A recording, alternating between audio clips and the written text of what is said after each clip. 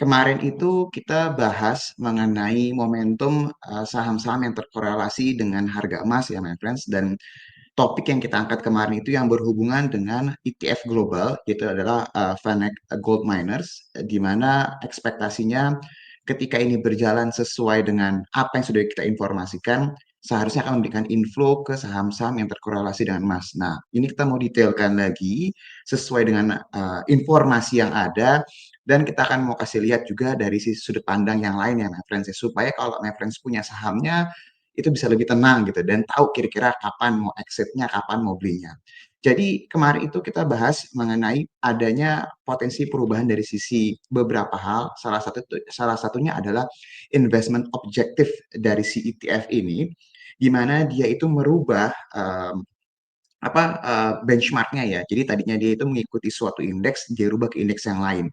Jadi sebelumnya itu si ETF ini fokusnya dengan sebentar di mana tulisannya. Ini dia. Jadi sebelumnya itu trackingnya itu menggunakan New York Stock Exchange Arca Gold Miners Index. Nah, dia akan berubah nih jadi Market Factor Global Gold Miners Index. Sebenarnya intinya apa sih? Intinya adalah perubahan dari sisi benchmarknya ini itu merubah dari sisi portfolio dari sisi ETF ini sendiri. Nah, kalau misalnya my friends lihat, yang akan diuntungkan adalah saham-saham yang memang sudah tergabung di Market Factor Global Gold Miners Index. Karena yang tadinya mungkin nggak ada, jadi ada. Nah, di sini, di informasi ini berdasarkan informasi tanggal 5 Juni di websitenya Vanex sendiri. Jadi my friends bisa akses, bisa lihat sendiri. Di sini ada nih nama-nama saham yang tergabung di market factor gold miners indexnya itu ada apa aja dan weightingsnya itu ada berapa. Jadi bobotnya itu ada berapa persen. Kalau misalnya my friends go through satu persatu, ini ada Newmont, ada macam-macam lah ya. Di sini memang sudah ada namanya BRMS nih my friends. Jadi dari semua list nama-nama yang ada, BRMS ada di sini nih. Sorry. Jadi kalau misalnya my friends lihat di sini, si BRMS ini dia memang punya bobot sekitar 0,65% di indeks yang nantinya akan menjadi acuan untuk ETF nanti per tanggal 19 September. Nah, kemarin yang kita bahas adalah potensi infonya pasti akan tergolong cukup besar, mengingat jumlah AUM-nya juga tergolong besar ya, my friends ya. Jadi ini impact-nya ke saham-saham yang masuk pasti akan ada inflow-nya. Pertanyaannya adalah seberapa besar sih inflow yang mungkin masuk ke saham BRMS ini. Jadi kalau misalnya my friends nonton episode yang kemarin, kalau my friends belum nonton, saran saya abis ini tonton aja.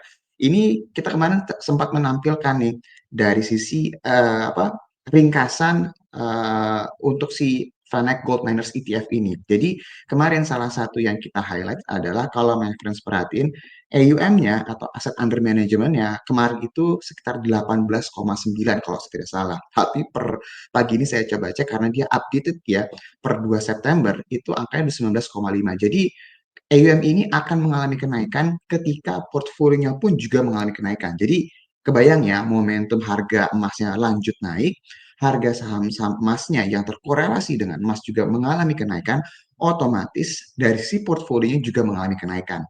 Jadi yang tadinya mungkin estimasi inflow-nya sekian, karena naik otomatis inflow-nya potensi juga akan lebih besar lagi.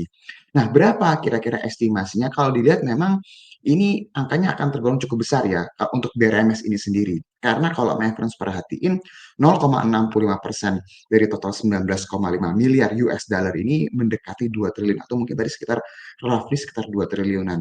Sedangkan kalau BRMS itu kan rata-rata transaksinya gak sebesar itu ya hariannya ya. Jadi hal ini akan memicu banyak mereka yang melihat momentumnya akan ke arah sana dan bersiap-siap nih untuk menggunakan momentum ini sebagai bagian dari strateginya nih, my friends. Nah, untuk lebih clear supaya my friends ini nggak kejebak ya, ini saya harus ngasih tahu dari sekarang nih.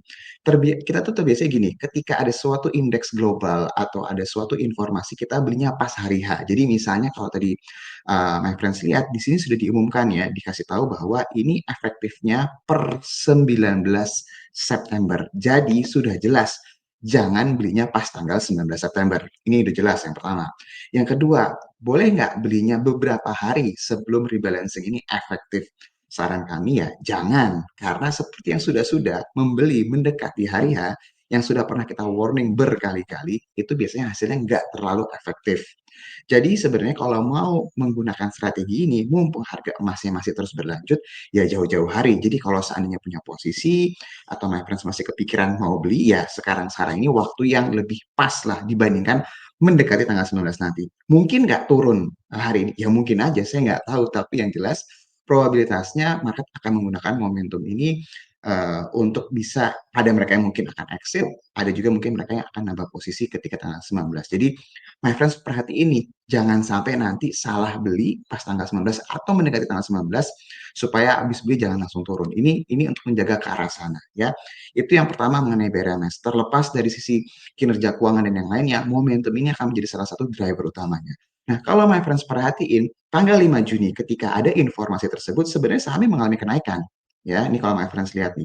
Tapi setelah itu turunnya cukup drastis. Jadi, kalau memang ini bisa jadi salah satu pegangan, ya artinya ketika nanti mendekati hari H, sangat mungkin sekali terjadi spike dari sisi harga maupun volume dan value transaction, tapi setelah itu pasti akan ada yang profit taking. Jadi my friends harus benar-benar disiplin dan memahami mengenai timetable ini. Itu yang pertama dari sisi BRMS.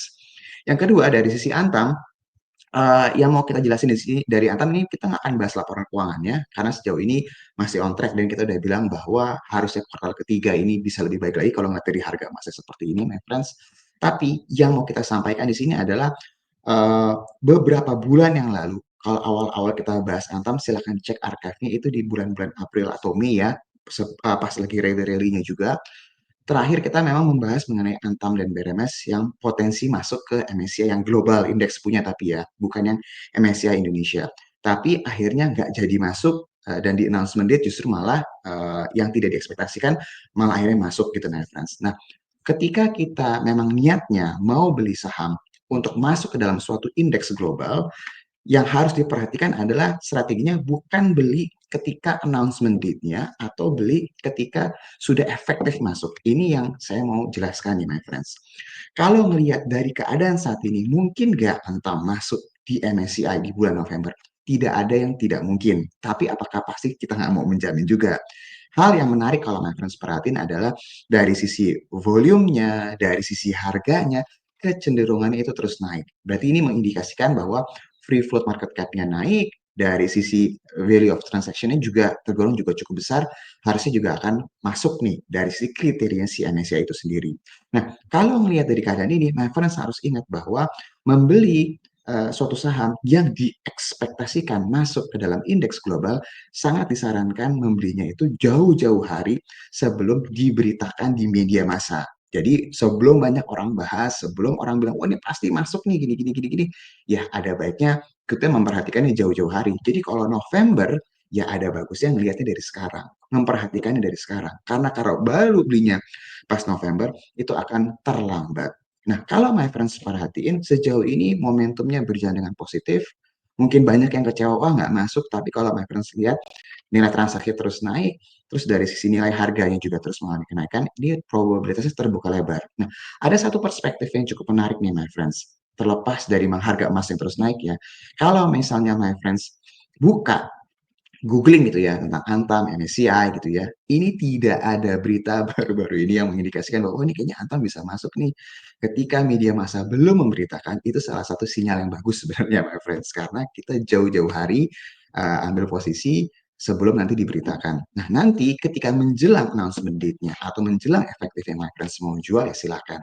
Ini bukan berarti ajakan harus beli ya my friends ya, tapi kita memberikan informasi jangan membelinya itu pas hari H, pas rebalancing, tapi jauh-jauh hari sebelum banyak diberitakan di media massa. Nah, ini jadi buat my friends yang nanya tentang saham emas, terutama BRMS dan Antam, ini adalah momentum-momentum yang bisa my friends perhatikan dan seharusnya sejauh ini semuanya masih berjalan dengan on track. Itu untuk BRMS dengan Antam.